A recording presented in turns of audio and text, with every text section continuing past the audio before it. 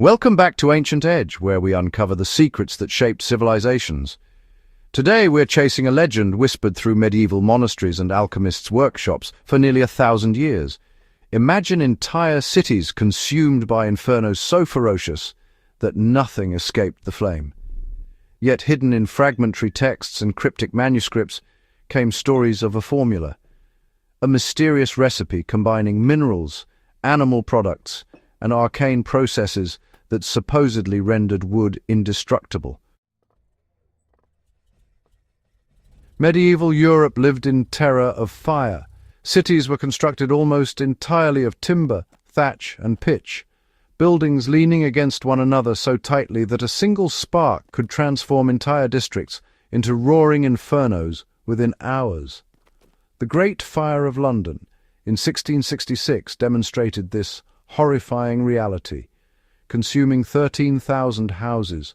But this wasn't new. Centuries earlier, Constantinople, Paris, and countless towns had been erased by similar catastrophes.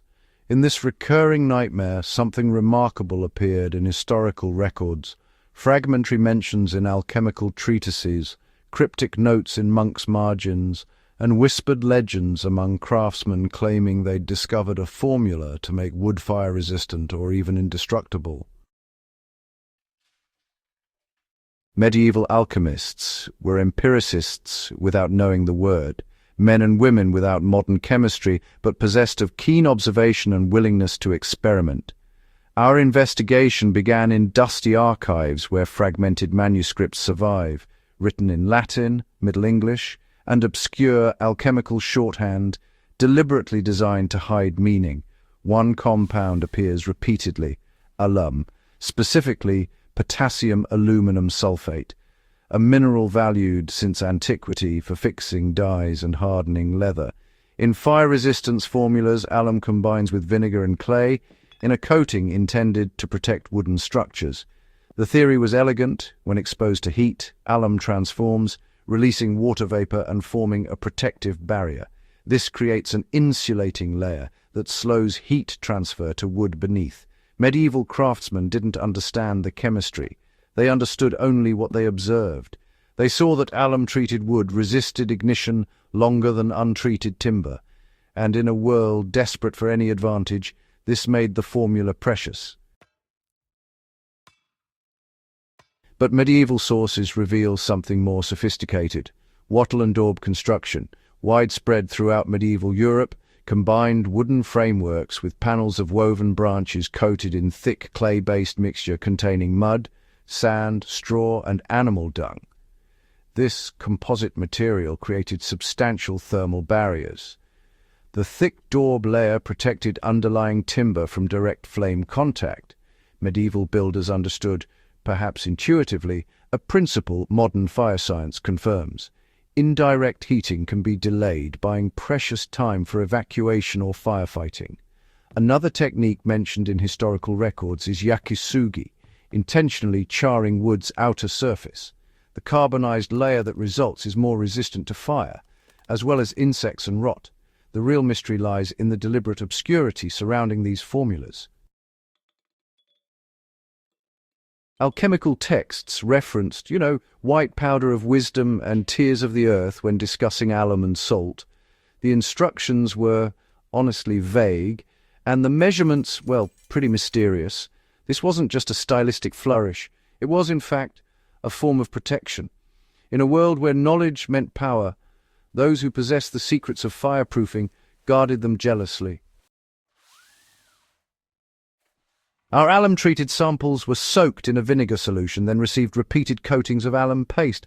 The daub-coated samples got thick clay applications with straw fibers woven in to create a mesh network. As for our charred samples, they underwent controlled burning until the surfaces were completely carbonized, the interior wood mostly intact, protected by that charred shell.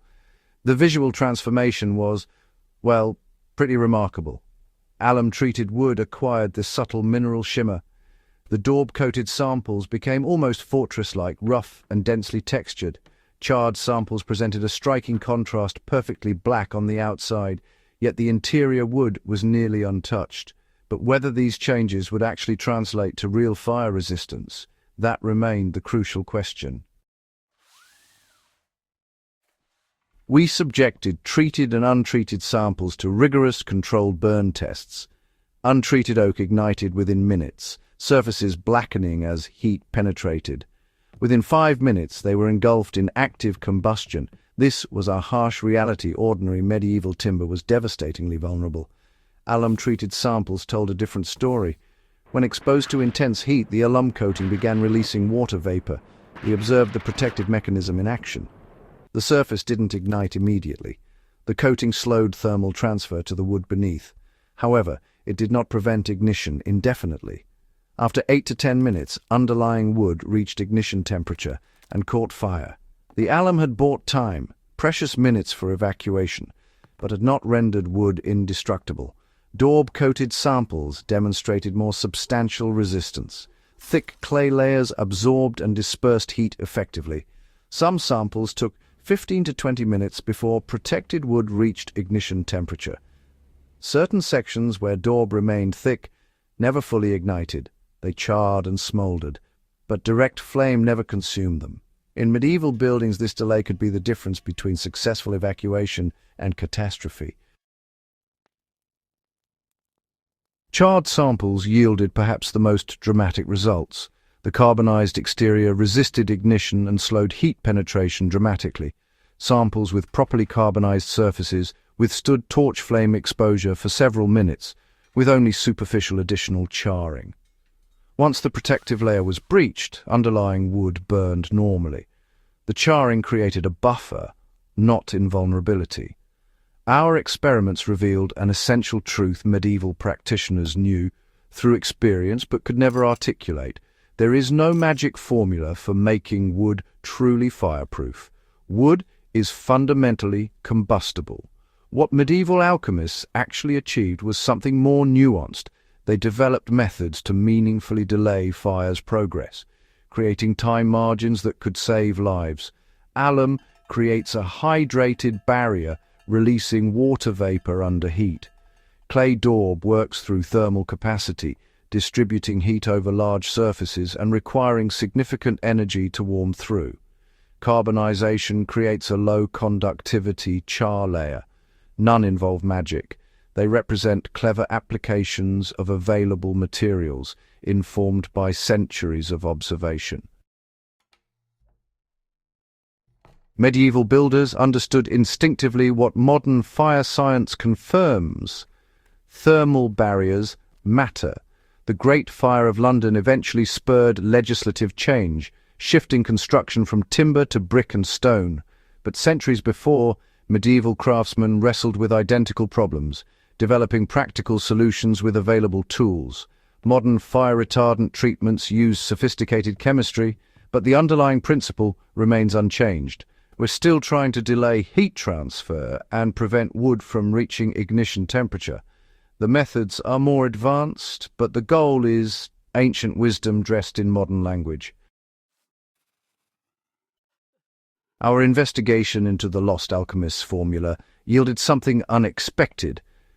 Not a secret to invulnerability, but evidence of human ingenuity within real constraints.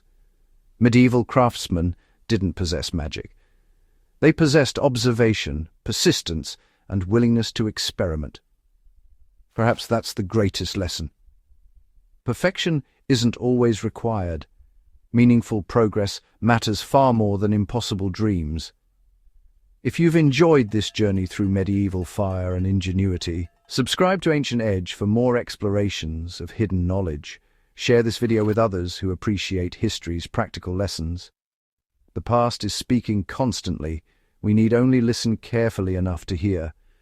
Thank you for joining us in the search for forgotten knowledge.